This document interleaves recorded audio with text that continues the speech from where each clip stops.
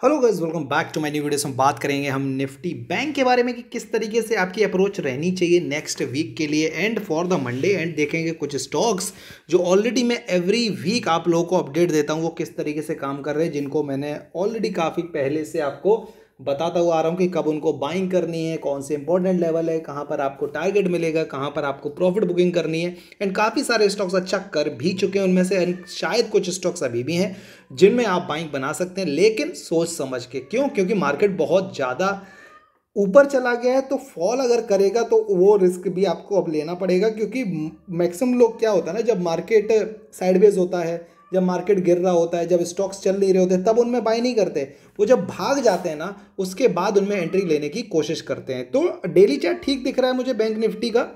अगर मैं देखूं, आपके लिए जो काम की चीज़ है वो है हमारा टेलीग्राम। यहाँ पर देखो, मैंने निफ्टी के बारे में वीडियो ऑलरेडी डाल दिया है, जाके एक बार ज़रूर चेक कर लेना। डिस्क्रिप्शन में लिंक मिल जाएगा टेलीग्राम का।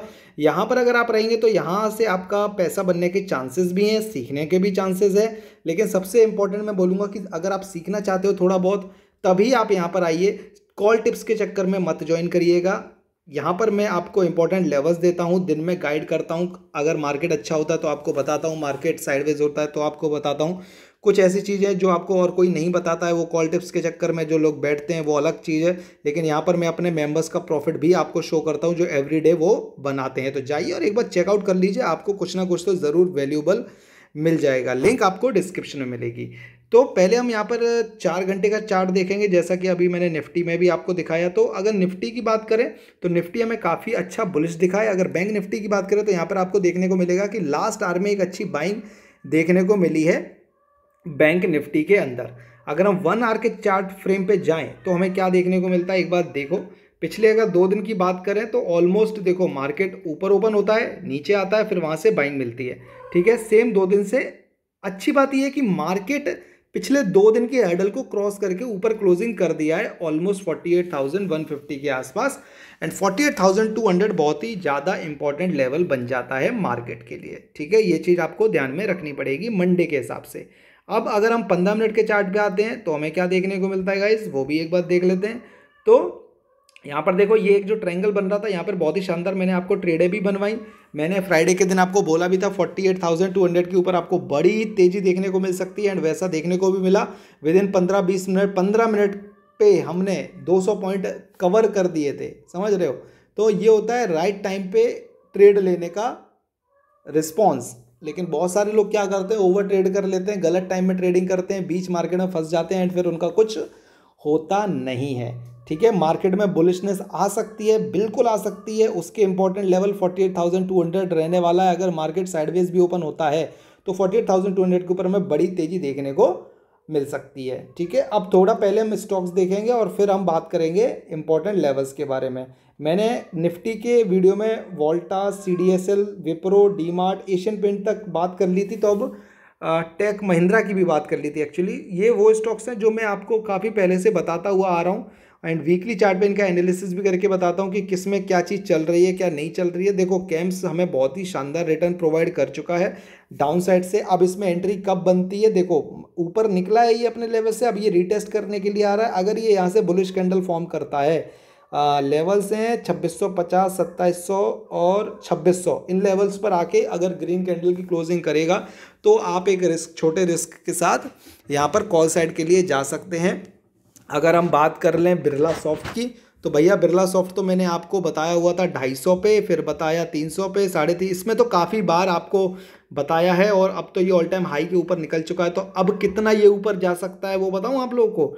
250 से लेके 600 ये लेवल लगा लो। अब यहाँ से 600 से ले 250, 350, 350 पॉइंट यहाँ से ऊपर, यानी कि 600 से अभी तो ये 700 है, 800, 900, 1000 तक ये जा सकता है आराम से, कोई दिक्कत नहीं है। ठीक है, लेकिन क्या यहाँ पर मैं रिस्क लूंगा या आपको बोलूंगा रिस्क लेने के लिए? बिल्कुल भी नहीं। अगर ये नीचे की तरफ आता है, रीटेस्टिंग करता है किसी लेवल की, तब हम यहाँ पर कुछ कर सकते हैं। अगर इसका वनडे का चार्ट देखें तो हमें क्या देखने को मिल रहा है, एटलीस्ट ये 650 तक आए तब इसमें एक छोटे रिस्क के साथ आप जा सकते हो। लेकिन ऑल टाइम हाई पर है, ये बात आप ध्यान रखना।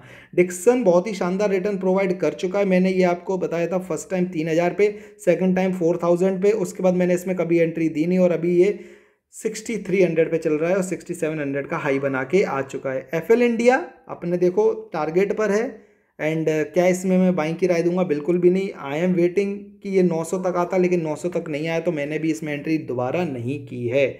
बजाज फिंसर्व बहुत ही अच्छा चल रहा है, ऑलमोस्ट अपने टारगेट के करीब है। इसका टारगेट क्या है? मेरे अकॉर्डिंग इसका टारगेट है 1800 के आसपास। क्या 1800 के आसपास ये पहुंचने वाला है? लगभग लगभग पहुंच चुका है। तो इसमें नई एंट्री नहीं है। जिसने पहले जहां मैंने बताया एंट्री लिया है, बहुत बढ़िया बात है, अदरवाइज कोई नया एंट्री नहीं बनता है। बोरोसिल रिन्यूएबल हर्डल ले रहा है, दिक्कत कर रहा है।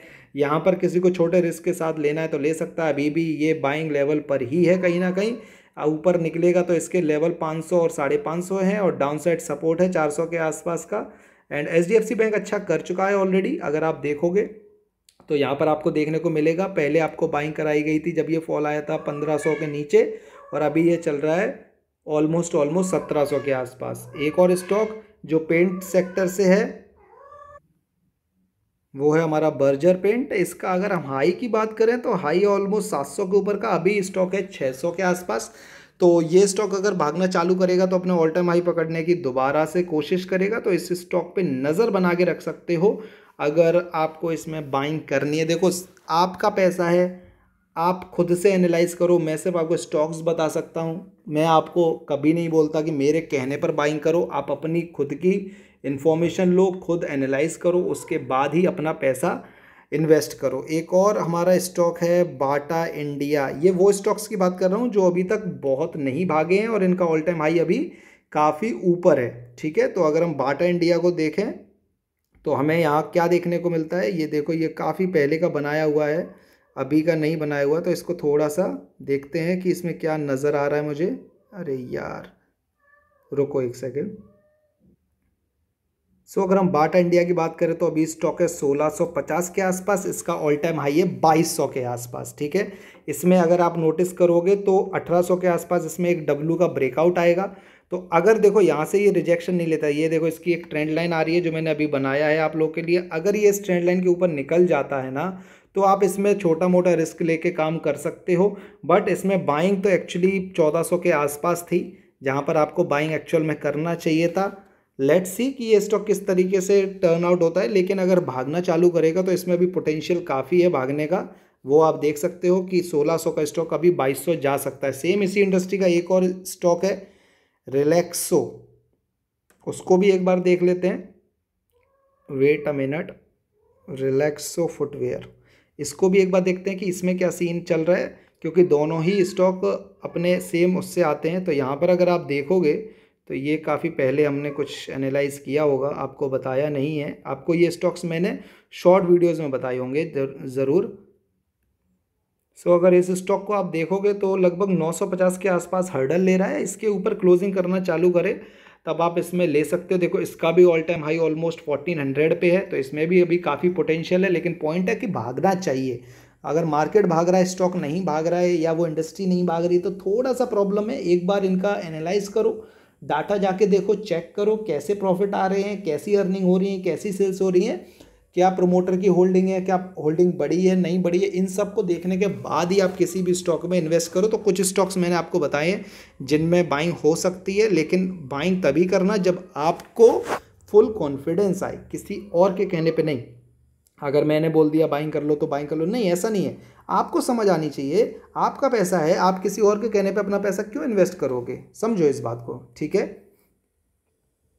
अब बात करें मार्केट की, तो देखो मार्केट हमारा ऑल टाइम हाई पर जा चुका है। कुछ इंपॉर्टेंट लेवल्स जो आपको ध्यान में रखने हैं, वो पहला इंपॉर्टेंट लेवल है 48,200 का, और डाउन साइड का इंपॉर्टेंट लेवल है 50 नहीं 70 लेके चलो आप लोग, ठीक है।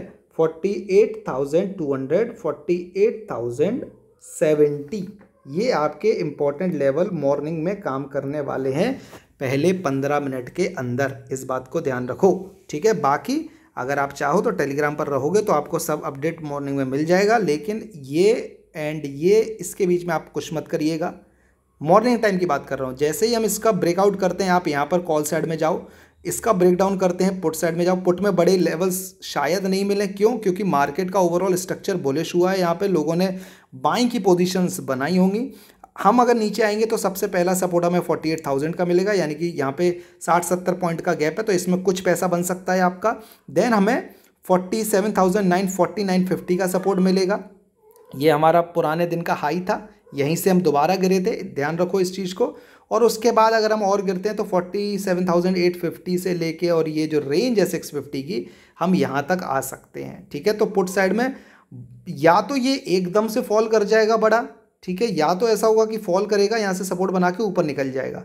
दो कंडीशन है। अगर हम गैप अप ओपन होते हैं, जिसके चांस थोड़ा कम लग रहे हैं, मुझे थोड़ा कम लग रहे हैं, मुझे लगता है कि हम कहीं ना कहीं फ्लैट ओपन होना चाहिए मेरे हिसाब से, तभी हमारा मंडे अच्छा हो पाएगा। अगर हम गैप अप ओपन होते हैं तो हमें देखना है कि इस एरिया में कहाँ पर हमारा मार्केट सपोर्ट बना के ऊपर की तरफ निकल रहा है। ठीक है, इन चीज़ों पर ध्यान रखेंगे। और बाकी तो आप टेलीग्राम पर रहोगे तो आपको सब कुछ मिल ही जाएगा। वीडियो को लाइक कर दो, चैनल को सब्सक्राइब कर दो, टेलीग्राम को ज्वाइन कर दो। मार्केट बहुत ईजी है, बस आपको समझने की ज़रूरत है। सीखो, समझो, उसके बाद ऑप्शन बाइंग करो। ठीक है, so thank you so much. Comment section में कुछ पूछना है तो मेरे से पूछो। ये मत पूछना कि मार्केट गैप अप होगा या गैप डाउन होगा गाइस, ठीक है, ये कोई लॉजिकल क्वेश्चन ही नहीं है। Because market gap up gap down बहुत चीज़ों पे डिपेंड करता है, सिर्फ एक कोई कंडीशन नहीं है। इसीलिए मैं बोलता हूँ कि मंडे मॉर्निंग में पूछो मेरे से, जब मैं वीडियो आपको डाल के दूंगा ना 7:30 बजे, उसमें क्लियर कट बताऊंगा कि मार्केट किधर ओपन हो सकता है। ठीक है, अभी से नहीं पता है, 2 दिन है, संडे है, मंडे मॉर्निंग है, मार्केट में क्या कुछ हो जाए, ओवरऑल वर्ल्ड में क्या कुछ हो जाए, किसी को नहीं पता ना। तो ये चीज़ें मत पूछा करो, ढंग की चीज़ें पूछा करो, तो उसके रिस्पॉन्स आपको अच्छे मिलेंगे। Thank you so much. मिलते हैं आप लोगों को कल कुछ नए इंपॉर्टेंट वीडियो के साथ।